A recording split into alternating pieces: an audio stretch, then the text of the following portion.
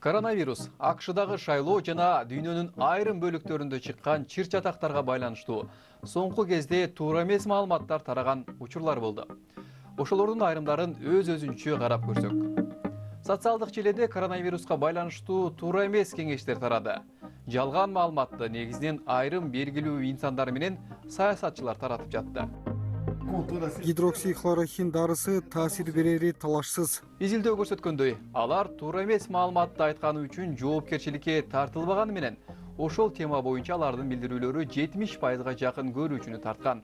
АКШда шайлоо күнү Twitterде уурдоону токтот деген хэштег менен онлайн акциялары башталган. Бирок ал аягында Дональд Трамптын шайлоо бурмаланды деген негизсиз нааразылык акциясын колдоого өтүп кеткен. Туура эмес маалыматтын айынан АКШда миңдеген адамдар демонстрацияга чыгышты. Интернетте жалган билдирүүлөр тарап, АКШнын бир нече штатындагы шайлоо комиссиясынын мүчөлөрү жана расмийлердин дарегине сын пикирлер айтылып, коркутуулар да болду. Жалган маалыматты таратуу токтотулушу зарыл. Анткени кимдир бирөөгө зыяны тийип, кимдир бирөөгө ок атылып, кимдир бирөө өлүп да калышы мүмкүн. Дагы бир Канон аттуу кутумдук онлайн компаниясынын колдоочулары белгилүү Save the Children кайрымдуулук уюмунун атына жамынып, жай мезгилинде 2 аптанын ичинде дүйнө жүзүндөгү 200дөн ашуун шаарда демонстрацияларды уюштурушкан. Жаңжалга байланыштуу катуу эмоция калтырган учурда жасалма визуалдык каражаттар менен элди оңой эле алдап койсо болот.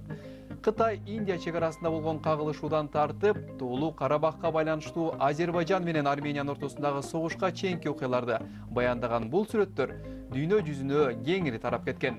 Мындан сырткары, ноябрь айында Тыгырай аймагында Эфиопиянын өкмөтү менен аймактын расмийлери ортосунда чыккан чыр чатак учурунда да ушундай болгон. Биз Өзбекстанда, Орусияда жана Ливияда болгон мурунку окуяларда Эфиопияда согуш болуп жатат деген жалган сүрөттөрдү көрдүк. Бул сүрөттөрдүн көпчүлүгүн моралдык сезимди күчөйтүү же душманды терс көрсөтүү үчүн интернетте таратып жиберишкен. Алардын айрымдары башка жаңжалдагы ыкмаларды колдонушкан жана аны чыныгы сүрөттөй кылып өзгөртүүгө да аракет жасашкан. Арасында видео оюндун айрым кадрларын кошуп, чыныгы жаңжал болуп жаткандай көрсөтүшкөн. Жалган маалымат чынында глобалдык маселе. Бирок туура эмес маалыматтын тарашын токтотууга биз да өз салымыбызды кошо алабыз.